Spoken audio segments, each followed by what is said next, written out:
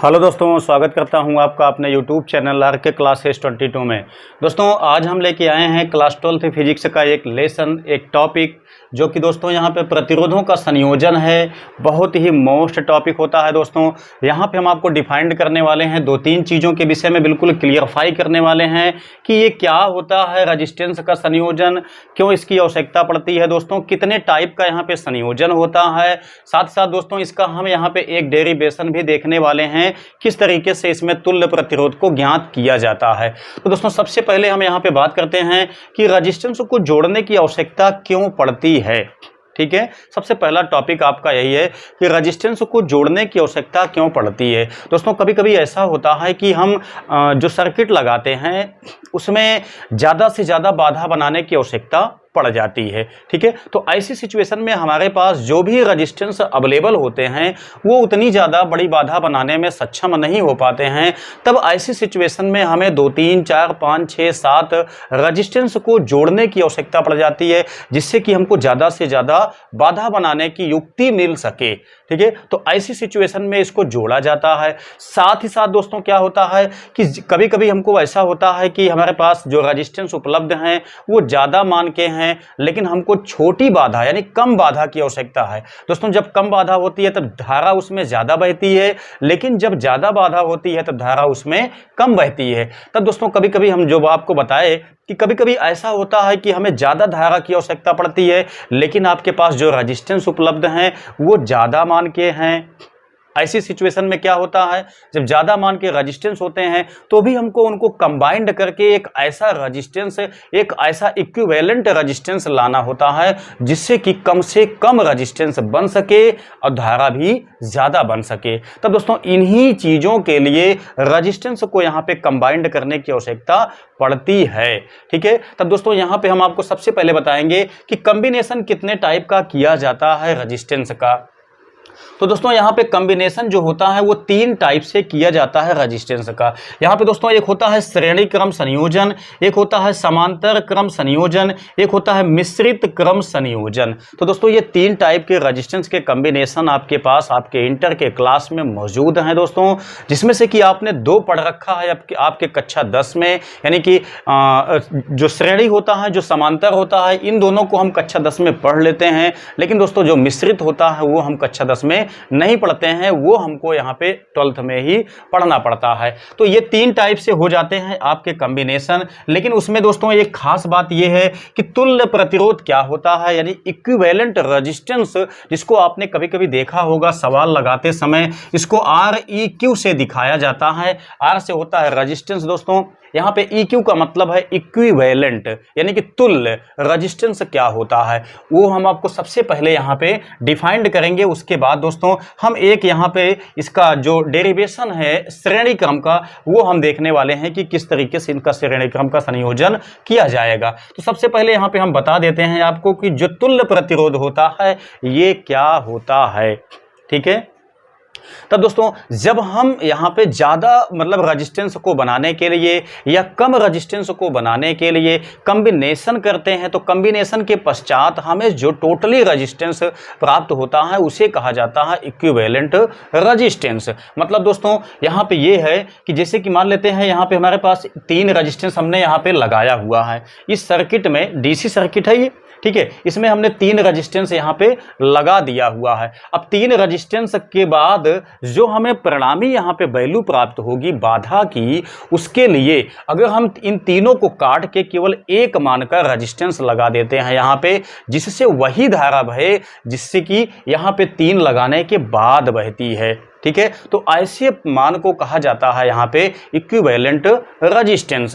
यानी कि दोस्तों हम ये कहें आपको कि मान लेते हैं यहाँ पे कि R1 का मान यहाँ पे हम 10 ओम ले लेते हैं, R2 का मान हम ले लेते हैं यहाँ पे 20 ओम, R3 का मान हम यहाँ पे ले लेते हैं 30 ओम। तो हमने यहाँ पे देखा कि 3 रेजिस्टेंस हम अलग अलग मान के अप्लाई किए हुए हैं। लेकिन अगर हम यहाँ पे इन तीनों को हटाना चाहें, तीनों को हटा के 10 + 20 + 30, तो यहाँ पे हो गया टोटल कितना, 60 ओम हो गया।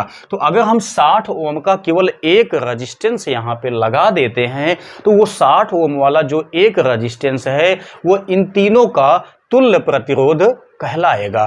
ठीक है, तो उम्मीद करता हूं कि चीज़ें आप समझ गए होंगे, तुल्य प्रतिरोध को आप आसानी से समझने में कामयाब हुए होंगे। अब हम यहाँ पे देखते हैं कि श्रेणी क्रम संयोजन किस प्रकार से यहाँ पे किया जाता है। दोस्तों ये बहुत ज़्यादा आवश्यक हो जाता है, यानी बहुत मोस्ट टॉपिक आपके लिए है, इसलिए इसको आप ध्यान से देखिएगा अच्छी तरह से, कैसे इसको डिफाइंड किया जाता है, कैसे इसका डेरिवेशन किया जाता है। तो आइए यहाँ पे देख लेते हैं। दोस्तों सबसे पहले हम यहाँ पे बात करेंगे कि मान लेते हैं कि आपके पास 3 टाइप के रेजिस्टेंस यहाँ पे उपलब्ध हैं। तो दोस्तों क्या काम करते हैं, हम जानते हैं इसमें कोई प्लस या माइनस तो बिल्कुल भी नहीं होता है। ठीक है, आप लोग यहाँ से इस बात के लिए चिंता खत्म कर दीजिए कि रेजिस्टेंस जो होता है इसमें प्लस माइनस भी होता है, ऐसा बिल्कुल भी नहीं है।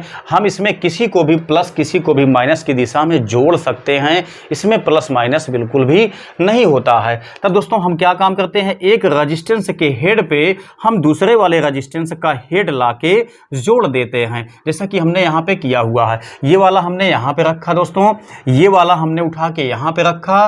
तब आप देख सकते हैं कि ये जो टर्मिनल है इस टर्मिनल के साथ यहाँ पे अटैच हो गया है। उसके बाद हमने इसको उठा के यहाँ पे पुटअप कर दिया, तो ये तीनों आपके एक साथ में जुड़ते चले गए हैं। तब दोस्तों यही कहलाता है आपका श्रेणी क्रम कॉम्बिनेशन। ठीक है, समांतर में क्या होता है दोस्तों, वो आपको मैं अगले क्लास में बता दूंगा। लेकिन यहाँ पे क्या होता है, जब तीनों को हेड बाय हेड जोड़ते चले जाते हैं, ठीक है ना, अल्टरनेट में, तब दोस्तों ये होता है आपका श्रेणी क्रम कॉम्बिनेशन। इसमें आपको ध्यान देना पड़ेगा कि इसका जो डेरिवेशन होता है उसको करने के लिए आपको बड़े आसानी से यहाँ पे समझना पड़ेगा कि इसमें वोल्टेज तथा धारा दोनों में से कौन समान रहती है, कौन अलग अलग होता है। तब दोस्तों इसमें यानी श्रेणी क्रम संयोजन में सभी परिपथ में एक ही धारा बहती है। आप ध्यान से समझिए, यहाँ पे जब धारा यहाँ से आएगी यहाँ तक, यहाँ के पश्चात जब यहाँ पे पहुँचेगी, तो आप देख सकते हैं जो धारा इसमें जाएगी, यहाँ के बाद इसमें चली जाएगी, यहाँ के बाद इसमें चली जाएगी, सीधा सीधा निगेटिव पॉइंट पे धारा आपकी खत्म हो जाएगी। ठीक है, तो मतलब इसमें धारा कहीं भी बढ़ती नहीं है। लेकिन दोस्तों इसमें विभव पात यानी वोल्टेज क्षय जो होता है वो अलग अलग होता है।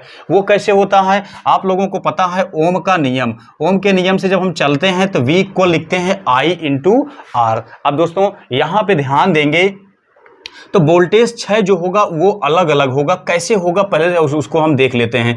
यहाँ पे देखिएगा, अगर मान लेते हैं कि इसमें हमको यानी इस सर्किट यानी इस रेजिस्टेंस में हमको बाधा निकालना है, मान लेते हैं, नहीं दोस्तों इस रेजिस्टेंस पे हमको वोल्टेज क्षय निकालना है, कितना वोल्टेज यहाँ पे क्षय होता है, तो ओम का नियम हम लगाएंगे तो V equal I into R। मान लेते हैं कि यहाँ पे R1 का मान 10 ओम दिया हुआ है, लेकिन यहाँ पे I का मान हम मान लेते हैं कि I इज इक्वल 5 एम्पियर की धारा इसमें बहती है। तब दोस्तों यहाँ पे देखिएगा वोल्टेज क्षय अलग अलग कैसे होता है। ठीक है, यहाँ पे हम देखते हैं क्या चीज, I इंटू R। यहाँ से दोस्तों जो हम निकालते हैं इसमें तो I कितना बह रही है, यहाँ पे 5 एम्पियर, यहाँ पे बाधा कितना है 10 ओम है। हम निकाल के देखते हैं 10 पचे 50 यहाँ पे वोल्ट का वोल्टेज क्षय इसमें खत्म होता है। ठीक है, वहीं पे अगर इसको हम मान लेते हैं कि ये 20 ओम का रेजिस्टेंस है, तो यही धारा आपकी इसमें भी जाती है, तो इसमें आप ध्यान देंगे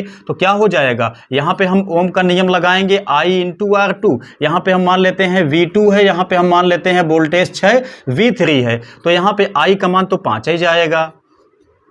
रेजिस्टेंस इसमें कितना दिया हुआ है, 20 ओम दिया हुआ है, तो आप देखेंगे तो 20 पंचे 100 वोल्ट यहाँ पे क्षय होगा। इसमें हम मान लेते हैं कि यहाँ पे जो रेजिस्टेंस है वो 30 ओम है, धारा आपकी यहाँ पे 5 ओम जाएगी। तब ऐसी सिचुएशन में यहाँ पे हम यही ओम का नियम लगाएंगे, तो I का मान दोस्तों यहाँ पे 5 एम्पियर है, रेजिस्टेंस आपके पास यहाँ पे 30 ओम बना हुआ है। तब आप देखेंगे 5 तिहाई 15 150 वोल्ट। अभी हमने क्या कहा था, इसमें धारा समान बहती है लेकिन वोल्टेज क्षय अलग अलग होता है। तो इस तरीके से आपने देखा कि वोल्टेज इसमें अलग अलग कैसे होता है। ठीक है, अब हम यहां पे बात करते हैं कि इसका जो डेरिवेशन है वो कैसे किया जाएगा। तो दोस्तों इसके लिए आपको बड़े ध्यान से चीज़ों को समझना पड़ेगा, ठीक है। बहुत आसानी से निकल जाएगा। जो मैंने आपको यहाँ पे बताया उसी थीम पे हमको यहाँ पे चल जाना है। तब इसके लिए दोस्तों क्या करना पड़ेगा, यहाँ से ध्यान दीजिए। इसमें हमने कहा वोल्टेज 6 अलग अलग होता है लेकिन धारा इसमें एक समान होती है। तो ओम का नियम हम लगा देते हैं तीनों में।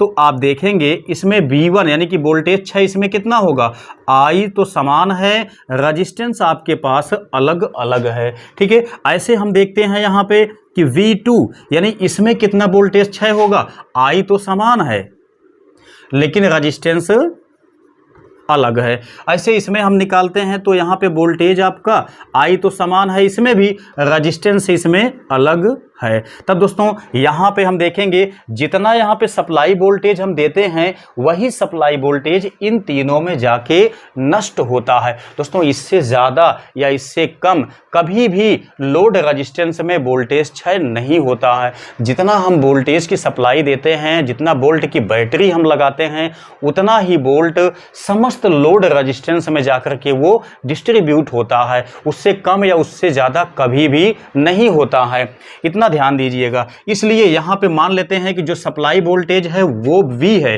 तब दोस्तों क्या होगा, V equal V1 plus V2 plus V3 इतना हो गया है। यानी सप्लाई वोल्टेज जितना था उतना ही वोल्टेज इन तीनों में खपत हुआ है। ऐसी सिचुएशन में क्या होगा, V1 के स्थान पे आप देखेंगे तो इसको हम लिख सकते हैं, V2 के स्थान पे हम इसको लिख सकते हैं, ऐसे V3 के स्थान पे हम इसको लिख सकते हैं। तो इसमें आप देखेंगे क्या चीज़, इसमें सब में I समान है तो I को हम कॉमन खींच लेते हैं। जब हम I को कॉमन खींचेंगे तब क्या बनेगा, इसको ध्यान से देखिएगा।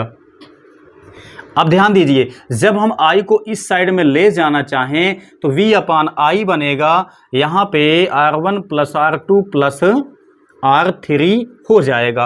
अब दोस्तों अगर हम मान लेते हैं यहाँ पे कि इन तीनों का तुल्य रेजिस्टेंस जो है वो कैपिटल R है, ठीक है। मतलब क्या चीज़, इसमें हमने R1 प्लस R2 R3 मान लिया हुआ है। अब मान लेते हैं कि इन तीनों को हटा दिया जाए, जैसा मैंने आपको भी इसका डिफिनीशन दिया हुआ था। अब तीनों को हटा के केवल एक रेजिस्टेंस लगाना हो, उसका मान उतना ही हो जितना इन तीनों का जोड़ने के बाद आता है, ठीक है। तो ऐसे में मान लेते हैं यहाँ पे, मान लेते हैं कि तुल्य रेजिस्टेंस कितना है, R है दोस्तों। तब इस सिचुएशन में आप देखेंगे तो V अपान I इक्वल क्या होगा, V अपान I इक्वल होता है R, जो कि ओम का नियम कहता है। इस हिसाब से जब हम इसके स्थान पे लिखेंगे कितना R, तो ये क्या बनेगा, जाके इतना बनेगा कि नहीं, आप बताइए। इतना बन जाएगा। यानी R इक्वल आपका R1 plus R2 plus R3। आप लोग जानते होंगे कि श्रेणी क्रम कॉम्बिनेशन में रेजिस्टेंस के R equal R1 plus R2 plus R3 यानी सभी प्रतिरोधों को जोड़ दिया जाता है, जिससे दोस्तों ये पता चलता है कि जो श्रेणी क्रम कॉम्बिनेशन में जो तुल्य प्रतिरोध बनता है वो सभी प्रतिरोधों का योग फल होता है, ठीक है। ये चीज़ आपको ध्यान रखना है। तो दोस्तों उम्मीद करता हूँ कि चीज़ें आपके निश्चित ही समझ में आई होंगी। अगर समझ में आया है दोस्तों तो कर दीजिए वीडियो को लाइक, साथ ही साथ अगर आप मेरे चैनल पर नए हैं तो सब्सक्राइब करके बेल आइकन को दबा दीजिए।